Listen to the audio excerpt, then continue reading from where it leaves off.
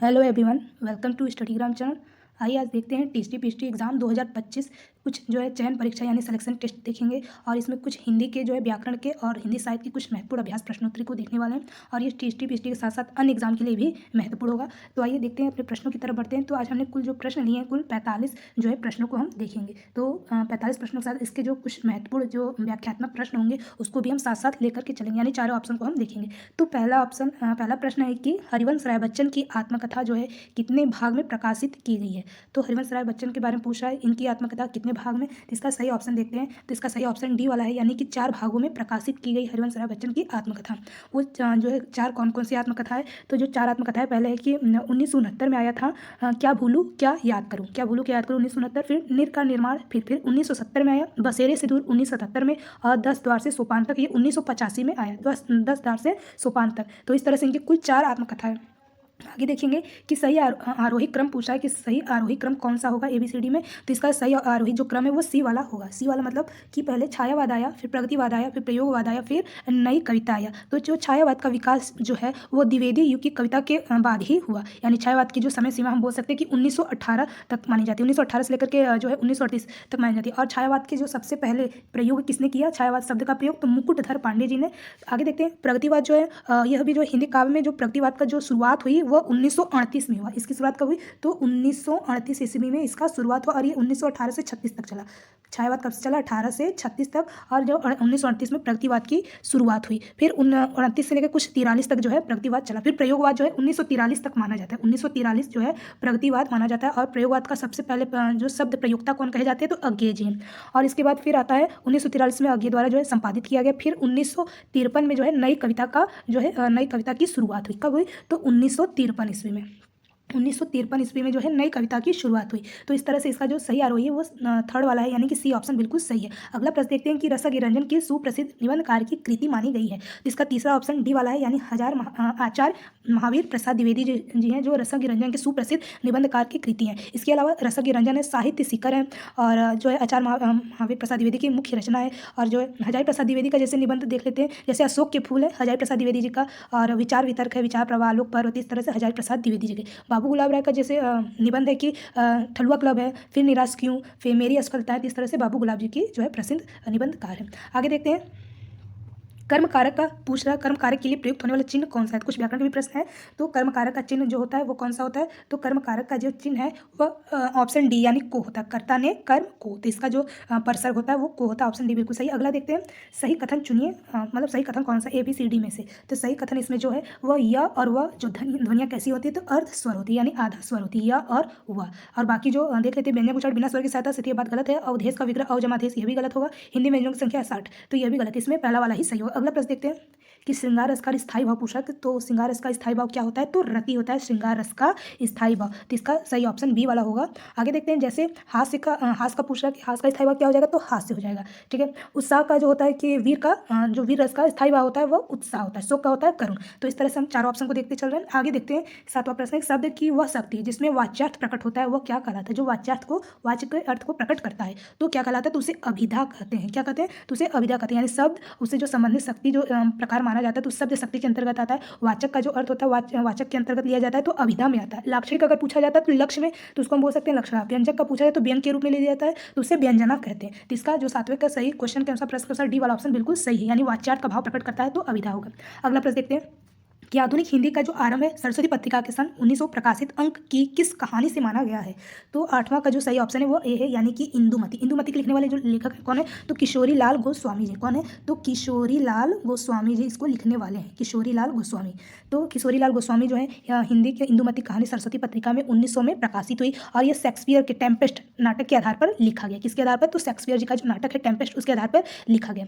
आगे देखते हैं, इसको भी देख लेते हैं कि जो नासिर केतुपाख्यान ये किसका है, तो सदल मिश्र जी का है, बी वाला। तो इसका राइट ऑप्शन ए वाला होगा भी। चलिए आगे प्रश्न देखते हैं कि देवनागरी लिपि की सबसे बड़ी विशेषता क्या है। तो देवनागरी लिपि की सबसे बड़ी जो विशेषता है, तो 9वें का इसमें ए बी का आगे जो है प्रश्न दिए होंगे सी और डी में, कि इसमें पूछ रहा है कौन सा विशेषता है। तो सर्वाधिक वैज्ञानिक लिपि होना, एक ध्वनि के लिए एक संकेत होना। तो इसका यही वाला जो है सबसे मुख्य विशेषता है किसका, तो देवनागरी लिपि का, जो कि सबसे अधिक वैज्ञानिक लिपि माना जाता है देवनागरी, और एक ध्वनि के लिए एक ही संकेत का भी मतलब निकलता है। तो इसलिए ऑप्शन डी बिल्कुल सही है। अगला प्रश्न देखते हैं कि अनुभाव के पूछा कि कितने कितने भेद होते हैं। 10वां का पूछा है कि अनुभाव के दो भेद होते हैं, तो कौन कौन से होते हैं। तो इसमें जो है सी वाला बिल्कुल सही होता है, यानी कायिक और सात्विक होता है जो अनुभाव के दो भेद होते हैं। यानी शरीर में होने वाले जो अनुभाव होते हैं वो कायिक होते हैं, जैसे किसी को पकड़ने के लिए हाथ बढ़ाते हैं या चितवन से अपनी प्रेमी को ताकना या ताड़ते हैं। जो अनुभव मन में आते हैं और भाव के कारण जो उत्पन्न होते हैं उसी को हम अनुभाव कहते हैं। आगे देखते हैं, अगला प्रश्न देखते हैं कि 11वां प्रश्न है कि सही युग्म को चिन्हित करना है। सही युग्म कौन सा है। तो 11वां का सही होगा वो ए वाला सही होगा, नहीं वैदर्भी को माधुर्य से संबंधित उसके जो है गुण पाए जाते हैं। पंचाली का ओज, ये बिल्कुल गलत होगा, क्योंकि ओज का जो होता है वो वीर होता है। ओज का क्या हो जाता है, तो वीर रस के अंतर्गत इसके गुण आते हैं। तो इसका जो सही युग्म है वो ए वाला सही, यानी वैदर्भी का माधुर्य बिल्कुल सही होगा। आगे देखते हैं, प्रसाद का जो होता है ये गौड़ी नहीं होगा। प्रसाद का क्या होता है, तो शांत होता है। शांत रस के अंतर्गत जो है प्रसाद के गुण आते हैं, तो वैदर्भी का माधुर्य बिल्कुल सही। आगे देखते हैं, 12वां प्रश्न है कि हिंदी में रेखाचित्र के प्रथम रचयिता पंडित पद्म सिंह शर्मा की रचना का नाम पूछा है, क्या है।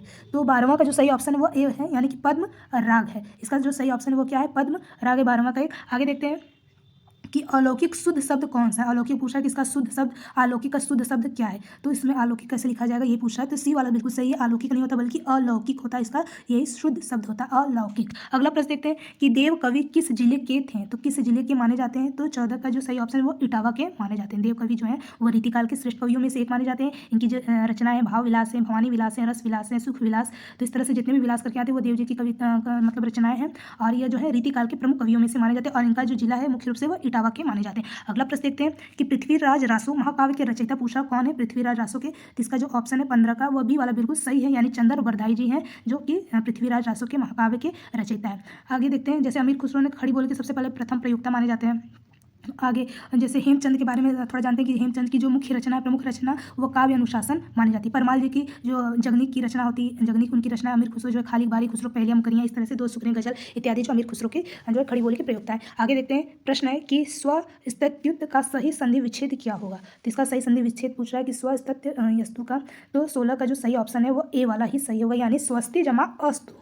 इसका सही ऑप्शन क्या हो जाएगा, तो स्वस्ति जमा अस्तु, स्वस्त्यस्तु का सही संधि विच्छेद होगा, यानी ई के बाद जो भी आता है वो य में बदल जाता है। तो इस तरह से ये असवर्ण स्वर के अंतर्गत आ जाता है, यानी कि ई को यट जी, यानी ई का य में बदलना, ऊ का व में बदलना, तो इस तरह से यट संधि के अंतर्गत आएगा। तो स्वस्ति जमा अस्तु, और वर्ण जो होते हुए आधे हो जाते हैं। तो इस तरह से ऑप्शन पहला सही है। अगला देखते हैं कि अन्यान पूछा है कि सही शब्द का सही संधि विच्छेद क्या होगा। तो अन्यान का सही संधि विच्छेद क्या होगा, तो 17 का बी वाला सही होगा, यानी अन्य जमा अन्य बराबर अन्यान, यानी अन्य जमा अन्य बराबर अन्यान, और अ मिलकर के आ बन जाएगा। तो इस तरह से आ की मात्रा लग गई, तो ये दीर्घ संधि के अंतर्गत आएगा। अगला प्रश्न देखते हैं कि श्रीहर्ष का ग्रंथ पूछा है। तो संस्कृत साहित्य से भी जो है टीचर प्रश्न पूछे जाते हैं। तो इसका सही ऑप्शन है श्रीहर्ष का जो ग्रंथ है वो नैषधीय काव्य है। अगला प्रश्न देखते हैं कि अनुष्ठुत पूछा, अनुष्ठुत क्या है। तो अनुष्ठुत जो है वो एक छंद के अंतर्गत आता है। अनुष्ठुत क्या है, तो एक छंद के अंतर्गत आता है।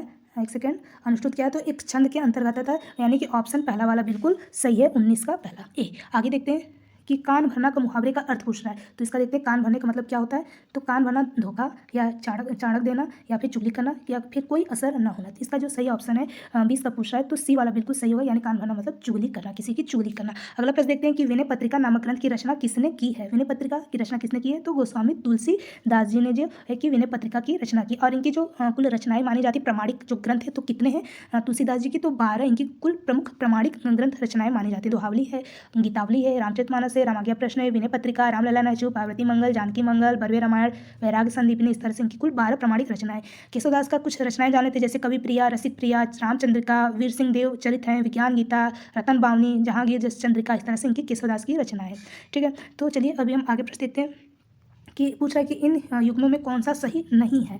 तो 22 का जो पूछा है कौन सा सही नहीं है, तो सी वाला बिल्कुल सही है, कि यानी कि ये जो है इसका युग्म बिल्कुल सही नहीं, यानी राम लक्ष्मणों का अव्ययी भाव समास नहीं होगा। क्या होगा, तो द्वंद्व समास होगा। क्या होगा, तो द्वंद्व समास जो है राम लक्ष्मणों का सही समास होगा। नीलोत्पलम सही है, नीला मतलब जो कमल होता है वो उत्पन्न होता है, तो नीलोत्पलम कमल के बारे में बात किया। तो कर्मधारय समास सही, यानी विशेषण विशेष का योग बना। दशानन रावण बहुब्रीहि, तीसरे अर्थ की प्रधानता। दिवारात्रि दिन और रात्रि द्वंद्व समास, यानी दिन और रात कैसा है, तो द्वंद्व समास। तो इस तरह से इसमें सी वाला बिल्कुल सही होगा ऑप्शन। आगे देखते हैं कि व्यंजन संधि उच्चारण कौन सा नहीं है। तो 23 का जो नहीं है वो सी वाला नहीं है। गंगा जमा उदकम जो है गंगोदकम, यह व्यंजन संधि का उदाहरण नहीं है। गंगा जमा उदकम गंगोदकम किसका है, तो ये गुण संधि का है। और गुण संधि किसमें आता है, तो स्वर संधि के अंतर्गत आता है। व्यंजन संधि उदाहरण जैसे उत जमा चारणम उच्चारणम है, राम जमा टीकते रामष्टिकते, ष्टुत संधि का आता है, सत्य जमा चित सच्चित आ रहा है। तो इस तरह से व्यंजन संधि उदाहरण नहीं है, तो इसमें गंगा जमा उदकम यही नहीं। अगला प्रश्न देखते हैं कि शिशुपाल वध के रचनाकार का नाम पूछा कौन है। शिशुपाल वध के रचनाकार तो महाकवि माघ जी है। शिशुपाल जो है शिशुपाल वध की जो रचना है वो कौन है, तो माघ जी है। भामह को जानते हैं कि जो काव्य अलंकार के प्रति जो है प्रसिद्ध वैयाकरण के अंतर्गत आते हैं। भामह, इनका जो समय वो 6वीं सदी के अंतर्गत आते हैं। भारवी का जैसे कि इनका है, इनकी रचना है किराता जूर्नियम है, तो इनकी प्रमुख रचना भारवी क्या है, तो किराता जूर्नियम। शिशुपाल का वध किसका है, तो महाकवि माघ। आगे देखते हैं कि शुद्ध वाक्य को चुनना है, कौन सा इसमें शुद्ध वाक्य है, तो इसको थोड़ा सा छोटा करते हैं। तो शुद्ध वाक्य इसमें कौन सा है, तो शुद्ध वाक्य जो इसमें सही लग रहा है 25 का क्या होगा, 25 का ए वाला ही सही लग रहा है कि मुरझाया हुआ फूल वर्षा की फुहार से अभिसिंचित होकर पुनः खिल उठा, तो 25 का ए वाला ही बिल्कुल सही होगा। फिर से देख लेते हैं कि मुरझाया हुआ जो फूल है वो वर्षा की फुहार से अभिसिंचित होकर पुनः खिल उठा, इसमें जो है शुद्ध वाक्य सही है। मुरझाए, बी वाला भी देख लेते हैं कि मुरझाया हुआ फूल, मुरझाया हुआ, तो ये गलत लग रहा है। मुरझाया हुआ फूल वर्षा की फुहार से अभिसिंचित होकर पुनः खिल उठी, तो ये भी बात गलत लग रहा है। मुरझाया फूल जो है वर्षा की फुहार से अभिसिंचित होकर पुनः खिल उठे, तो ये भी बात बिल्कुल गलत है। तो ऑप्शन पहला वाला इसमें जो है शुद्ध वाक्य का चयन किया गया। आगे देखते हैं कि नहुस नाटक किसके द्वारा लिखा गया है, तो ये जो हमने कम्युनिटी पोस्ट में भी ऐसा प्रश्न दिया था कि नहुस नाटक लिखने वाले कौन है, तो कौन है नहुस नाटक लिखने वाले, तो ये जो है 26 का जो सही ऑप्शन है वो डी है, यानी गोपाल चंद्र गिरधर दास द्वारा लिखा गया। और ये गोपाल चंद्र कौन है, तो ये हरिश्चंद्र भारतेंदु हरिश्चंद्र जी इनके पिता हैं। तो पूछा जाए भारतेंदु हरिश्चंद्र जी के पिता कौन है, तो गोपाल चंद्र गिरधर दास है। तो नहुस नाटक जो है प्रथम मौलिक नाटक के अंतर्गत माना जाता है, तो लिखने वाले कौन है, तो गोपाल चंद्र गिरधर दास है। आगे प्रश्न देखते हैं कि रचना के आधार पर पूछा कि वाक्य के भेद कितने होते हैं, तो रचना के आधार पर वाक्य भेद कितने होते हैं, तो 3 होते हैं। कौन कौन से, सरल, संयुक्त और मिश्र होते हैं। रचना के आधार पर, अर्थ के आधार पर कितने होते हैं, तो 8 होते हैं। अगर अर्थ के आधार पूछा जाए तो कितने होते हैं, तो 8 होते हैं। अगला प्रश्न देखते हैं कि सिर उठाना का मुहावरे का सही अर्थ क्या होगा, तो 28 का सही ऑप्शन क्या होगा, तो डी होगा। सिर उठाना मतलब होता है विद्रोह करना, किसी के प्रति विद्रोह करना, गुस्सा दिखाना, तो विद्रोह करना सिर उठाने का मुहावरे का सही अर्थ होता है। अगला प्रश्न देखते हैं कि राम शब्द के षष्ठी एक वचन का रूप पूछ रहा है कि राम शब्द का षष्ठी का एक वचन क्या होगा, तो राम शब्द का जो सही है वो 29 का बी वाला सही होगा, यानी कि रामस्य होगा। तो राम शब्द का षष्ठी का एक वचन रामस्य, द्विवचन रामस्य, रामयो, रामाणाम, तो इस तरह से एक वचन पूछा तो रामस्य बिल्कुल सही होगा। अगला प्रश्न देखते हैं, 29 हो गया। 30 देखते हैं, तो हमने कुल 45 प्रश्न रखे हैं, तो 30 वाला देखते हैं कि आजन्म पूछा कौन सा समास होगा, आजन्म, तो 30 का बिल्कुल सी वाला सही होगा, यानी कि अव्ययी भाव समास। तो आ उपसर्ग लगे यानी जन्म भर, तो आ उपसर्ग है और जो है अव्यय है, पहला पद अव्यय होता है, तो इसलिए अव्ययी भाव समास। अगला प्रश्न देखते हैं कि घनानंद की कृतियाँ किस भाषा में लिखी गई है, घनानंद की जो कृतियाँ पूछा है वो किस भाषा में लिखी गई है, तो 31 का सही ऑप्शन है वो बी, यानी कि ब्रज भाषा में लिखी गई है। जैसे घनानंद की जैसे रचनाएं सुजान सागर है, सुजान संबोधन के रूप में जो है घनानंद जो है सुजान नामक नर्तकी थी, उनसे जो कि घनानंद जी प्रेम करते थे, तो इस तरह से घनानंद के प्रमुख ग्रंथ है सुजान से संबंधित है, सुजान सागर है, वीरा लीला है, कोकसार और जो है कि कृपा कांड, इस तरह से इनकी प्रमुख रचनाएं है। तो इनकी जो रचनाएं हुआ करती थी वो सभी ब्रज भाषा मुख्य रूप से होती थी। आगे देखते हैं कि पश्चिमी हिंदी के अंदर कौन सी भाषा नहीं है, तो हमने भाषा विज्ञान के भी कुछ महत्वपूर्ण प्रश्नों को देखा है, अगर आपने नहीं देखा तो हम जो है नीचे जो है इसका लिंक दे देंगे, देख लीजिएगा। तो 32 का जो सही आंसर है वो ए वाला होगा, यानी कौन सा नहीं है, तो बघेली नहीं होगा। तो बघेली किसका होता है, तो ये पूर्वी हिंदी का होता है, यानी पूर्वी हिंदी के अंतर्गत आते हैं कौन, तो बघेली। पूर्वी हिंदी में 3 आते हैं, बघेली आते हैं, छत्तीसगढ़ी, बघेली और छत्तीसगढ़ी, तो इस तरह से जो है कि ये पूर्वी हिंदी के अंतर्गत है। तो पश्चिमी हिंदी में जो कौन सा नहीं है, तो बघेली नहीं होगा, ब्रज आता है, कन्नौजी आता है और खड़ी बोली आता है। तो 32 का जो सही वाला ऑप्शन होगा वो ए वाला होगा, यानी पश्चिमी अंतर्गत निम्न बोलियाँ आती है, जैसे कि कौरवी, जिसको अन्य नाम खड़ी बोली भी कहते हैं, ब्रज भाषा को हरियाणवी, बुंदेली, कन्नौजी। पूर्वी हिंदी में जैसे अवधी, बघेली, छत्तीसगढ़ी, ABC करके बोलते हैं,